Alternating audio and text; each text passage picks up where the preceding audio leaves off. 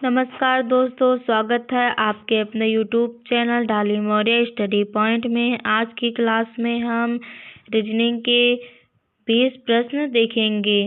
पहला प्रश्न, हिंदी साहित्य का आदिकाल किस नाम से जाना जाता है?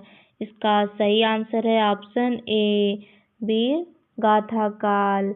हिंदी साहित्य का आदिकाल वीर गाथा काल के नाम से जाना जाता है। अगला प्रश्न, पृथ्वीराज रासो के रचयिता कौन है? इसका सही आंसर है ऑप्शन ए, चंद्रवरदाई।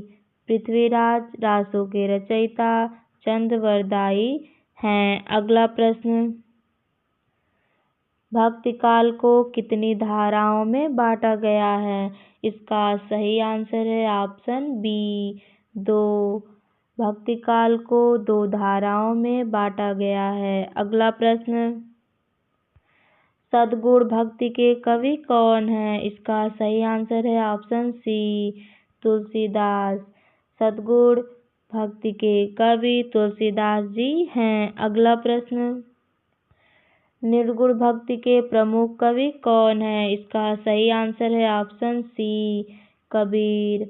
निर्गुण भक्ति के प्रमुख कवि कबीर हैं। अगला प्रश्न, पद्मावत किस भाषा में लिखा गया है? इसका सही आंसर है ऑप्शन बी, अवधी। पद्मावत अवधी भाषा में लिखा गया है। अगला प्रश्न, रीतिकाल को किस नाम से भी जाना जाता है? इसका सही आंसर है ऑप्शन बी, श्रृंगार काल। रीतिकाल को श्रृंगार काल नाम से भी जाना जाता है। अगला प्रश्न,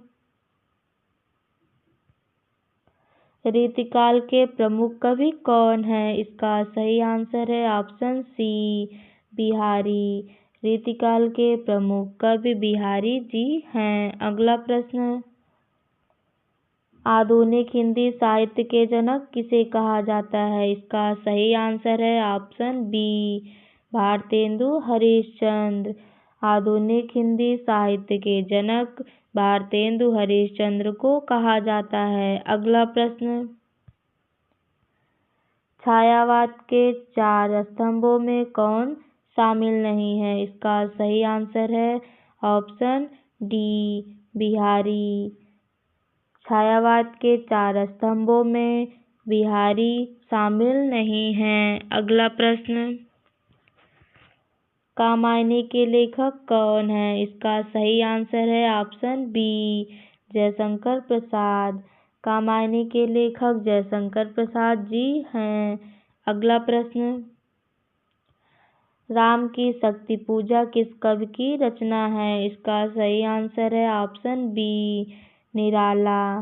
राम की शक्ति पूजा निराला कवि की रचना है। अगला प्रश्न, प्रेमचंद को किस विधा का सम्राट कहा जाता है? इसका सही आंसर है ऑप्शन सी, कहानी उपन्यास। प्रेमचंद को किस विधा का सम्राट कहा जाता है? इसका सही आंसर है ऑप्शन सी, कहानी उपन्यास।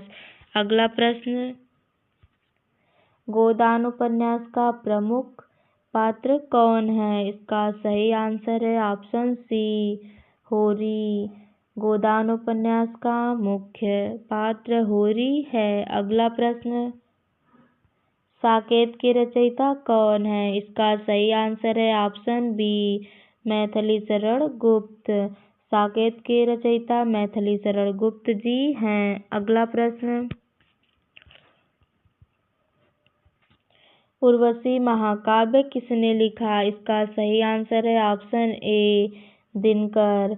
उर्वशी महाकाव्य दिनकर जी ने लिखा। अगला प्रश्न, प्रगतिवाद के प्रमुख कवि कौन माने जाते हैं? इसका सही आंसर है ऑप्शन बी, दिनकर। प्रगतिवाद के प्रमुख कवि दिनकर जी को माने जाते हैं। अगला प्रश्न, आशु काव्य किस कवि की रचना है? इसका सही आंसर है ऑप्शन बी, जयशंकर प्रसाद। आशु काव्य जयशंकर प्रसाद जी की रचना है। अगला प्रश्न, मैला आंचल उपन्यास के लेखक कौन है?